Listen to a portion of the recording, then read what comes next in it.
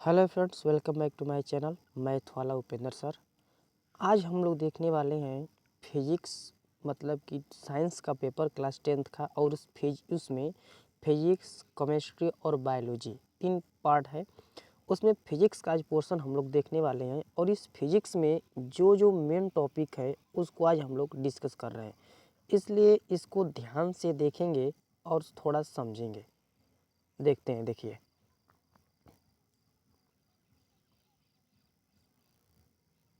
ध्यान से।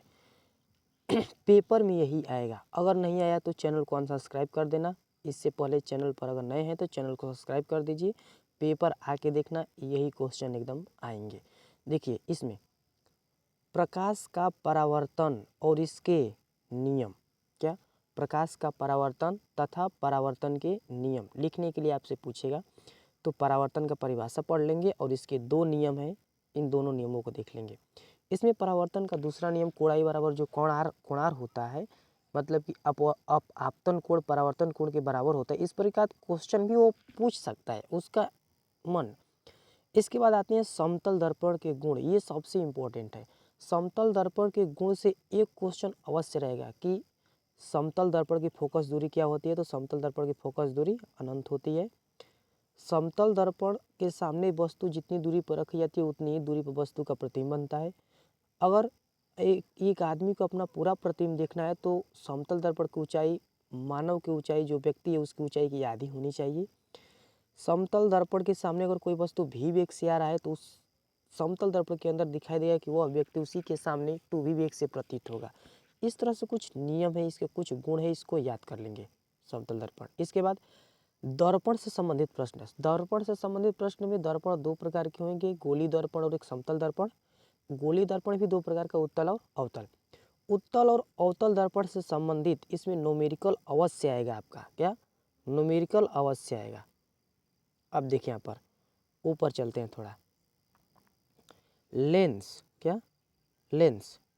लेंस और नेत्र से संबंधित न्यूमेरिकल। लेंस का सूत्र 1/f बराबर 1/v माइनस 1/u, और दर्पण का सूत्र 1/f बराबर 1/v प्लस 1/u होता है। नेत्र का सवाल लगाते समय लेंस का ही सूत्र यूज करते हैं। और नेत्र वाले चैप्टर में एक बात ध्यान देंगे कि निकट दृष्टि दोष और दूर दृष्टि दोष से, निकट दृष्टि दोष से संबंधित प्रश्न और दूर दृष्टि दोष से संबंधित प्रश्न में एक क्वेश्चन अवश्य रहेगा आपका न्यूमेरिकल से। दोष किसे कहते हैं, निकट दृष्टि दोष तथा दूर दृष्टि दोष क्या होता है। तो दोष पढ़े होंगे कि जब पश्चिमावी मांसपेशियां कमजोर हो जाती हैं तो व्यक्ति को दिखाई देना, मतलब स्पष्ट दिखाई देना बंद हो जाता है, इसी को दोष कहते हैं।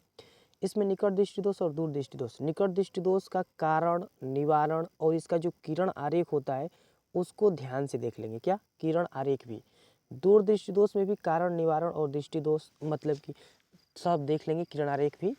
निकट दृष्टि दोष में निकट की वस्तुएं स्पष्ट दिखाई देती हैं, दूर की वस्तुएं स्पष्ट दिखाई नहीं देती हैं। निकट दृष्टि दोष को दूर करने के लिए हम लोग अवतल, कौन सा दर्पण, अवतल दर्पण, सॉरी अवतल लेंस का प्रयोग करते हैं। याद कैसे रखेंगे? अवनी से। किससे? अवनी। अवनी। अव से उत्तल, अवतल, अन्नी से निकट। निकट दृष्टि दोष में किसका प्रयोग होता है?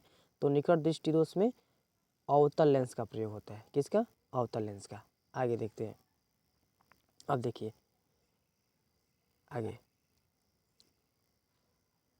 प्रिज्म से संबंधित, किससे? प्रिज्म से संबंधित प्रश्न। तो प्रिज्म से संबंधित प्रश्न में, और प्रिज्म का क्या होता है? प्रिज्म द्वारा प्रकाश का अपवर्तन। प्रिज्म द्वारा प्रकाश का अपवर्तन 2022 में पूछा था पेपर में, तो पढ़ लेंगे प्रिज्म द्वारा प्रकाश का अपवर्तन क्या होता है। और प्रिज्म से संबंधित प्रश्न एक आध क्वेश्चन आ जाता है, क्या कि अपवर्तनांक ज्ञात करने के लिए कि n बराबर sine a plus sigma m बटा 2 पूरे का बटा साइन a बटा 2, यह होता है आपका फार्मूला। इसी से क्या करते हैं? हल करते हैं। आगे देखिए, वर्णक्रम तथा वर्ण विक्षेपण। कौन सा? वर्णक्रम और वर्ण विक्षेपण से क्वेश्चन। वर्णक्रम, तो वर्णक्रम और वर्ण विक्षेपण जो इंद्रधनुष बनता है, जब किसी किरण, श्वेत किरण को प्रिज्म से होकर गुजरती है तो प्रिज्म द्वारा वह अपवर्तन के बाद 7 रंगों में विभक्त हो जाती है। इस घटना को वर्ण विक्षेपण कहते हैं। और इन किरणों का एक सही क्रम होता है जिसको वर्णक्रम कहते हैं, जिसके भी ओर से क्या करते हैं? दर्शाया जाता है। ठीक। अपवर्तनांक से न्यूमेरिकल, यन अपवर्तनांक स्नेल का नियम है इसमें। अपवर्तनांक से न्यूमेरिकल एक जरूर आएगा, ANG, WNG, GNA जो होता है वायु के सापेक्ष कांच का अपवर्तनांक, कांच के सापेक्ष वायु का अपवर्तनांक, पानी के सापेक्ष कांच का अपवर्तनांक, इस पर एक क्वेश्चन अवश्य रहेगा, वो भी बहुविकल्पी रहेगा। आगे देखिए, इसमें सबसे महत्वपूर्ण टॉपिक देखिए क्या है, सबसे महत्वपूर्ण टॉपिक विद्युत धारा। कौन सी? विद्युत धारा चैप्टर से प्रतिरोधों का संयोजन। क्या? प्रतिरोधों का संयोजन एक चैप्टर होता है।